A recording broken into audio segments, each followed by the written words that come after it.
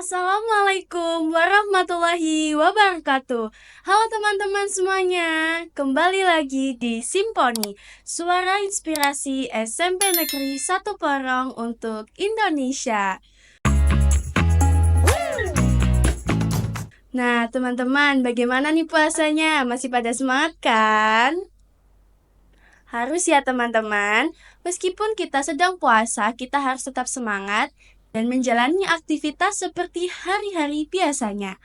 Nah, teman-teman, kali ini kita akan membahas terkait podcast Ramadan antara ngabuburit dan makna sejati.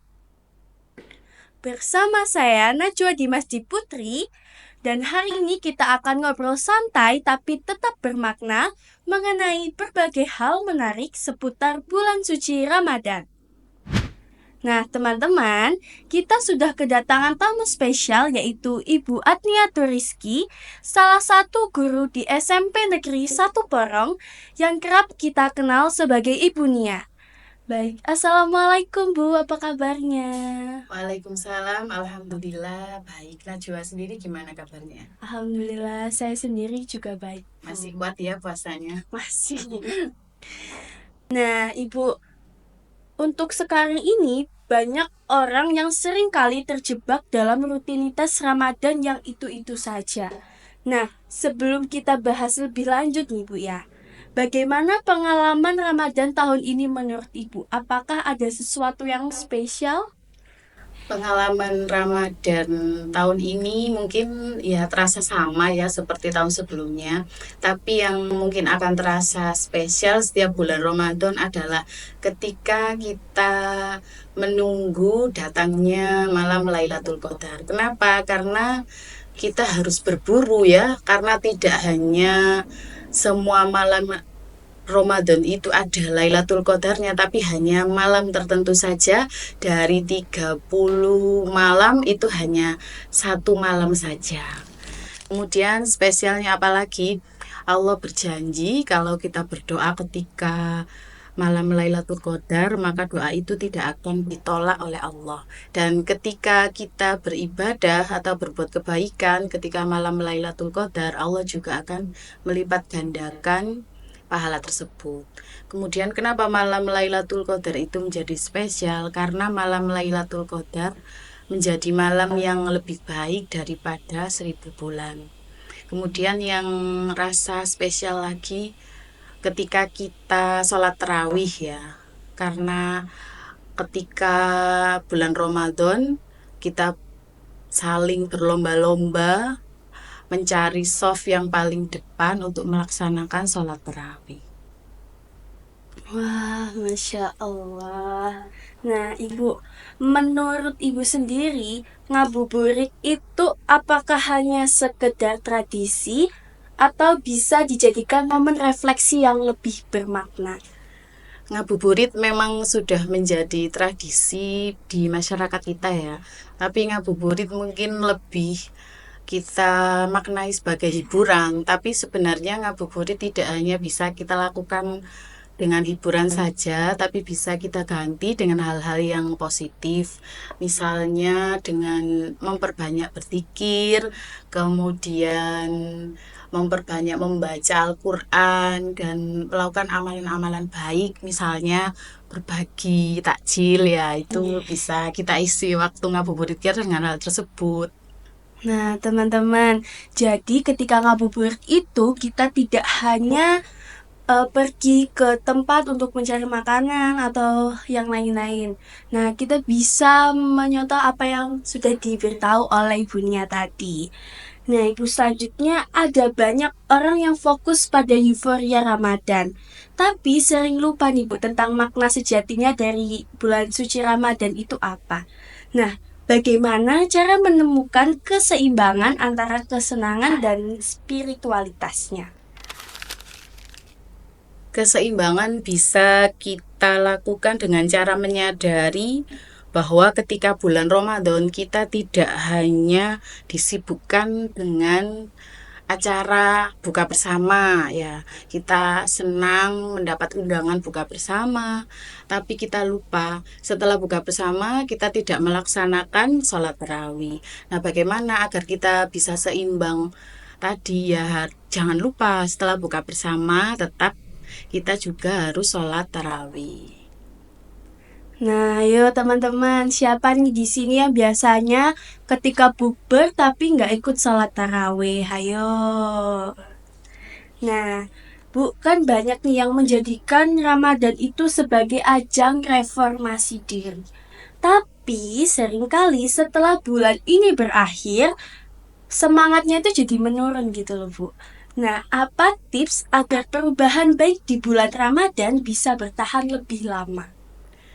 Kuncinya adalah menjadikan semua amal baik kita ketika bulan Ramadan adalah sebagai kebiasaan ya. Jadi setelah bulan Ramadan selesai, kita tetap membaca tadarus Al-Quran, terus kita tetap berusaha untuk menahan hawa nafsu sama seperti ketika berpuasa. Dan kita juga harus terbiasa untuk menghindar dari melakukan maksiat atau perbuatan yang buruk. Nah, Bu, kan dalam dunia yang serba cepat ini, bagaimana caranya kita tetap bisa menikmati momen Ramadan tanpa terburu-buru dan tetap mindful?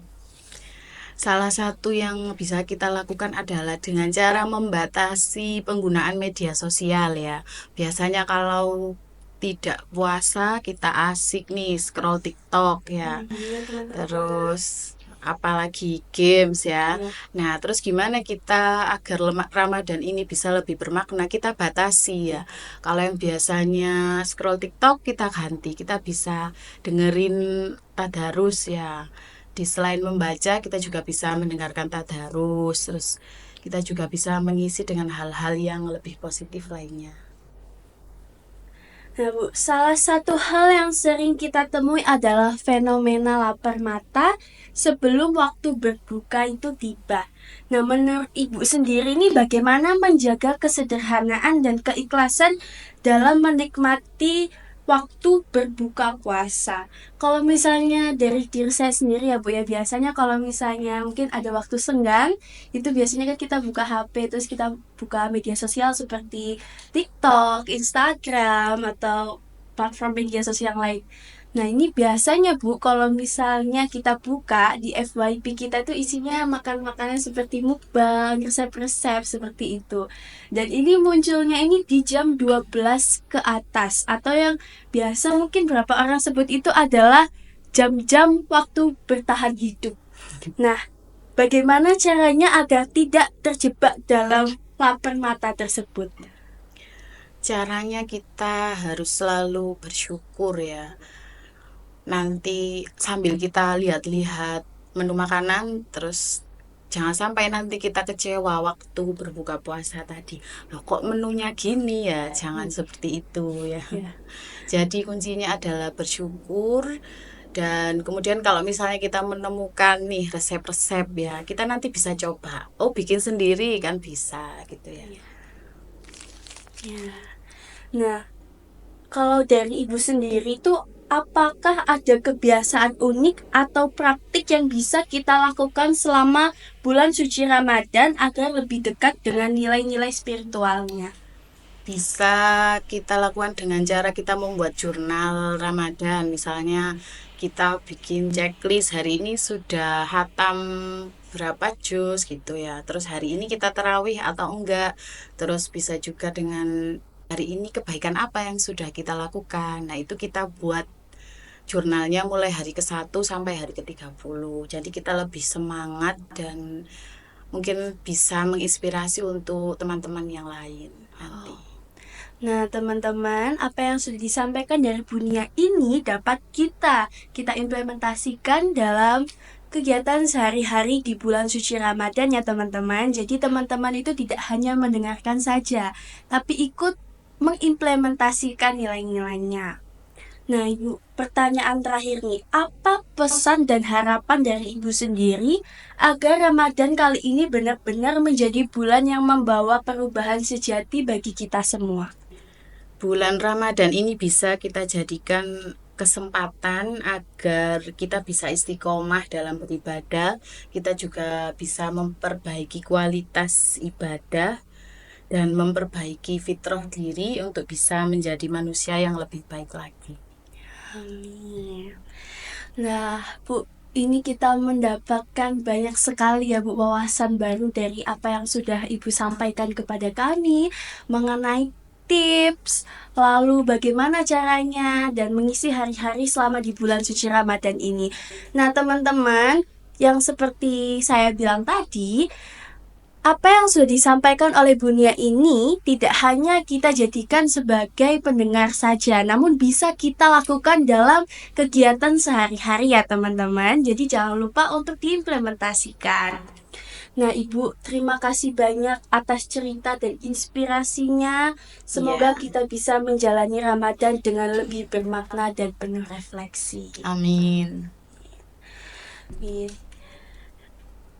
Baiklah teman-teman semuanya, terima kasih sudah mendengarkan podcast Ramadan antara ngabuburit dan makna sejati. Sampai jumpa di episode Simfonis berikutnya. Wassalamualaikum warahmatullahi wabarakatuh.